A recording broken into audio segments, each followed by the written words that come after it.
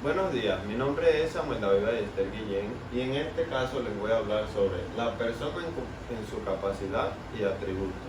Primero tenemos el derecho de identidad. Para saber qué es el derecho de identidad, primero debemos conocer qué es identidad.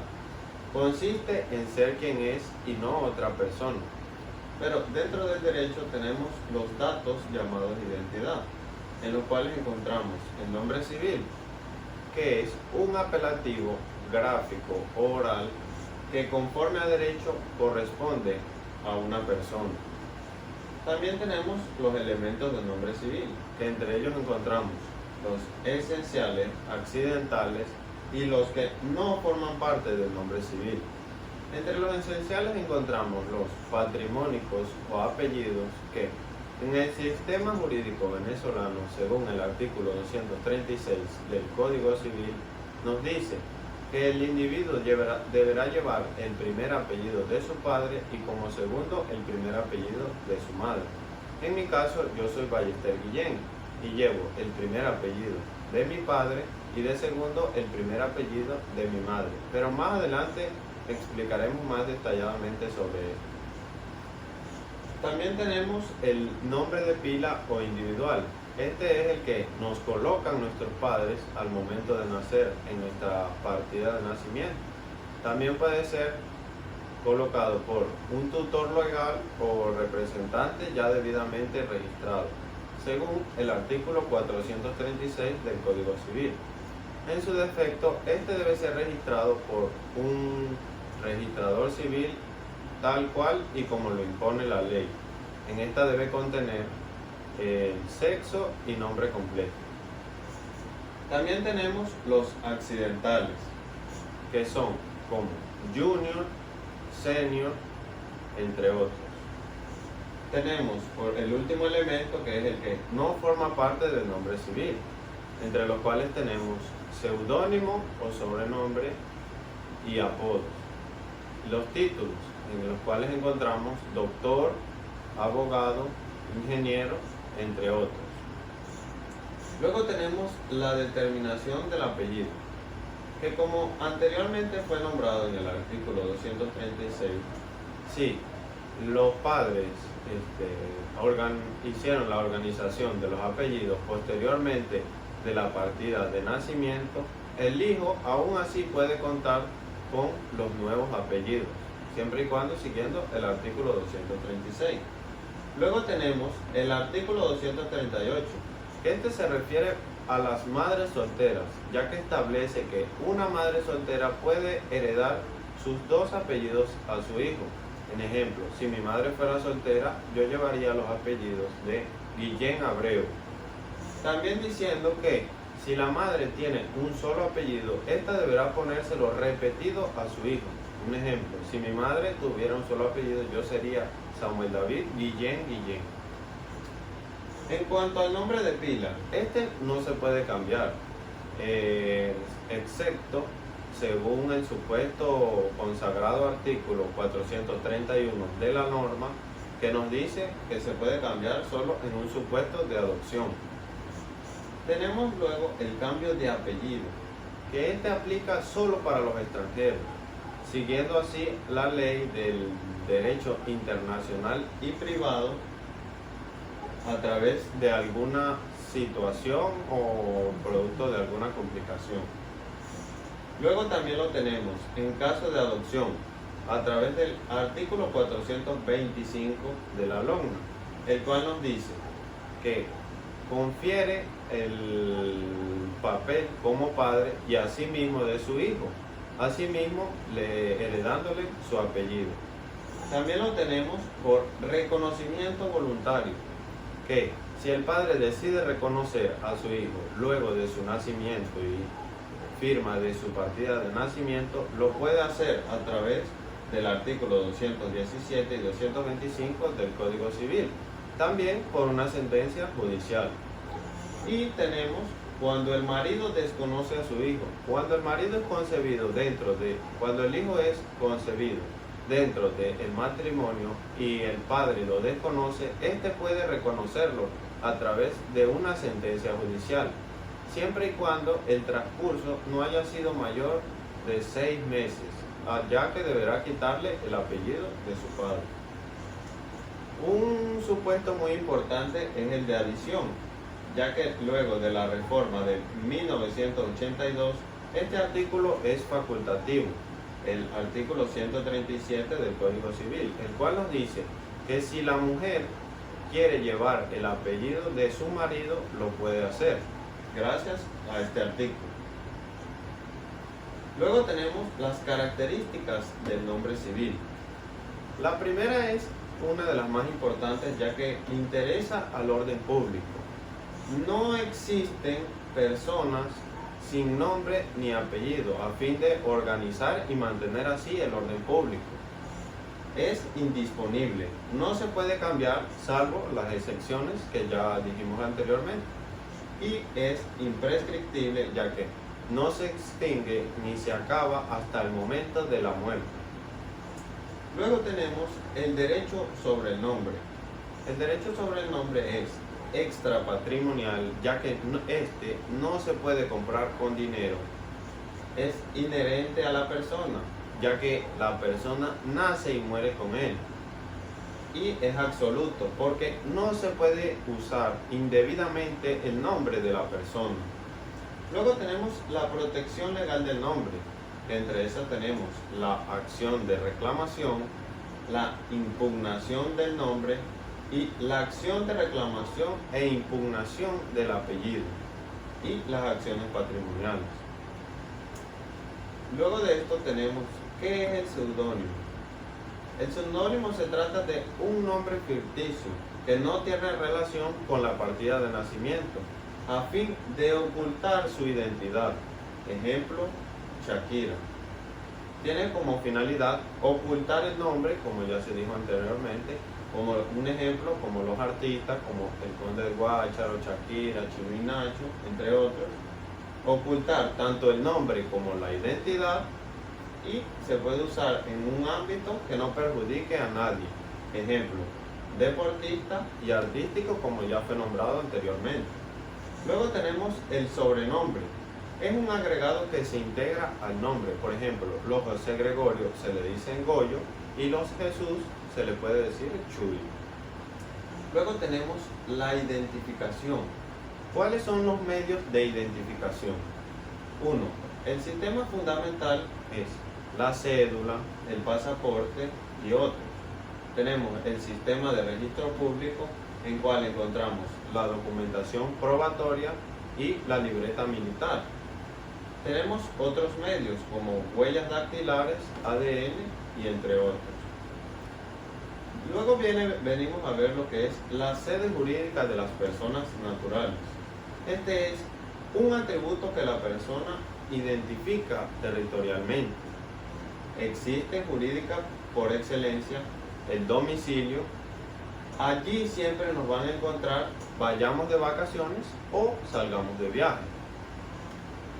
En la sede jurídica de las personas naturales tenemos el domicilio, que es donde tiene el asiento principal de sus negocios o intereses, ya siendo el artículo 27 del Código Civil, donde nos llegarán citaciones y notificaciones de orden judicial. Las clases de domicilio son, por sus efectos, general y especial, y por su determinación, voluntario y legal. También podemos encontrar la residencia, que es donde habitualmente vive una persona que ya tiene un domicilio conocido, según el artículo 31 del Código Civil. Ejemplo, un estudiante que estudia en Barquisimeto pero vive en Trujillo. La persona vivirá mayor tiempo en Barquisimeto gracias a sus estudios, pero tendrá su domicilio principal acá en Trujillo. Luego encontramos el estado civil, que es uno de los atributos más antiguos de la ciencia jurídica. Este también es un atributo de una persona natural sobre su vida. Tenemos los antecedentes, que estos proceden del derecho romano y estableció 3 estados: el estado de libertad, el estado ciudadano y el estado de familia. El estado de libertad si era libre o esclavo. el estado de ciudadano si eran romanos o extranjeros, y el estado de familia los que eran jefes de familia. Luego tenemos otros conceptos, los que están las cualidades en que la ley atribuye efectos jurídicos. Tenemos el estado político, en los cuales se encuentran la nacionalidad y ciudadanía. Tenemos el estado familiar, que es si se encuentra casado, soltero o divorciado. Y tenemos el estado personal, en el que se encuentra su edad, su salud o si es emancipado. Sus características: no puede ser separado de las personas, es único, o sea, o es casado, o es soltero, o es divorciado, una sola, no puede ser las tres. Y es necesario, todos lo deben tener, todos o deben ser soltero, o casado, o divorciado. Posesión de estado está integrado por 3 palabras latinas que son las siguientes. Nomen: la persona lleva el nombre correspondiente al estado que posee. Tractatus: a la persona se le considera por sus vinculaciones o su familia. Fama: la persona tiene la reputación a los ojos del público de poseer el estado que aparece. Hay posesión de estado cuando alguien disfruta de determinado estado de familia, con independencia de título sobre el mismo estado. Esta noción ha sido obtenida por analogía con la posesión de las cosas, pues así como hay posesión cuando alguien detenta una cosa en su poder con la intención de comportarse como dueño de ella, y por lo tanto aprovechar los beneficios que rinden según su naturaleza. En el orden de la familia hay posesión de estado cuando alguien ocupa determinada situación familiar, desde padre, hijo, esposo y así, etcétera. O sea, familia, podría ser esposa, primo, y de hecho goza de las ventajas anexas a las mismas, soportando igualmente los deberes inherentes a esa situación. Por lo general, como ocurren también tratándose de las cosas, quienes ejercen posesión de estado tienen también el título a ese estado. Es el caso del esposo que ha contraído matrimonio inscrito en el registro. Por eso tiene el título que cohabita con su mujer, en esa calidad de posesión del estado de marido. O es el hijo legítimo, inscrito en el registro civil o extramatrimonial, reconocido por su padre o madre, por ambos. Eso tiene el título de hijo, que recibe de sus padres el trato de tal, conviviendo con ellos. Sería posesión del estado de hijo. Por esto que es lo normal puede no ser así, parecer disasociados.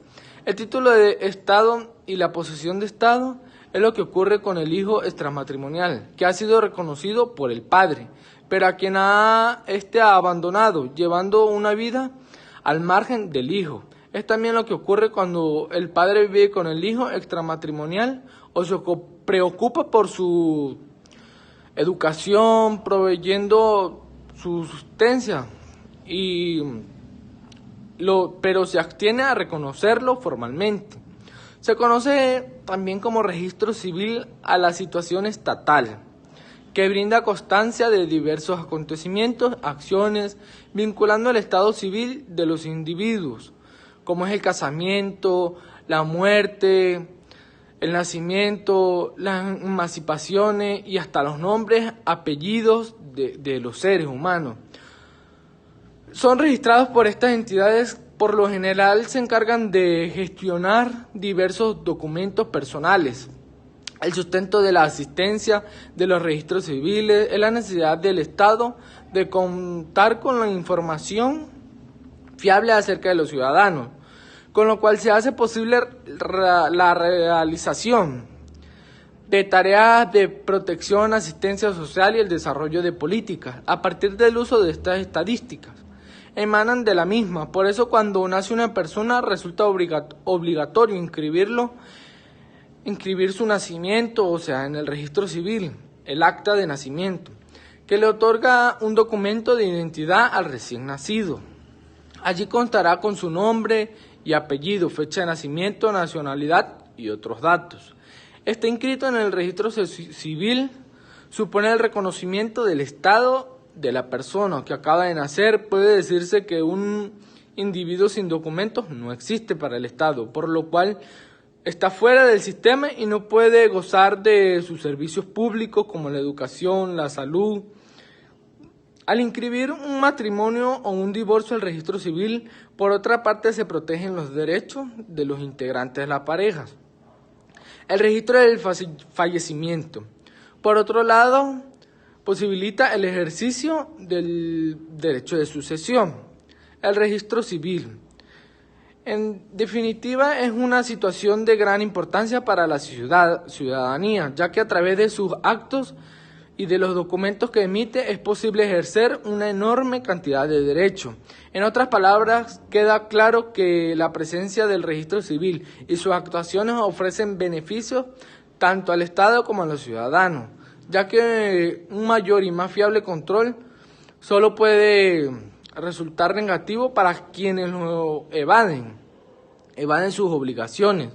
Otra de las cuestiones que resultan relevantes para el registro civil son la protección de las familias numerosas, el censo electoral. Son dos puntos los cuales a los estados modernos les es un buen punto de gran interés, de un registro de sus habitantes. No olvidemos que la participación de las elecciones es obligatoria en muchos países, por lo cual resulta esencial para ellos llevar un control exhaustivo del accionar de cada ciudadano, y que las familias numerosas suelen contar con beneficios especiales, tales como descuentos y mayores oportunidades para conseguir una vivienda.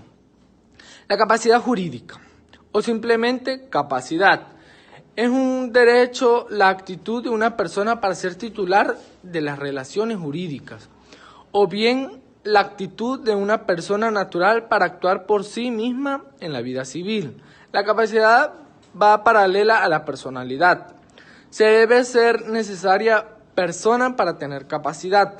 Por eso algunos jurisconsultos han confundido estos términos, que sin embargo son diferentes. Los mismos se aplican en la diferencia entre capacidad de goce y de ejercicio, ya que se puede tener una capacidad de goce, mas no de ejercicio. Un ejemplo sería el nasciturus, quien aún no ha nacido, pero ya puede ser titular de ciertos derechos, como lo dice el artículo 17 del Código Civil. No yéndonos tan lejos, podríamos hablar de los infantes, que son de los menores de edad, que son propietarios de un bien inmueble y aunque tienen derecho sobre la propiedad, no pueden ejercitar su derecho como venderla, alquilarla o algún otro ejercicio. El artículo 19 del Código Civil dice que es mayor de edad quien haya cumplido 18 años. El mayor de edad es capaz para todos los actos de la vida civil, con excepciones establecidas por disposiciones especiales.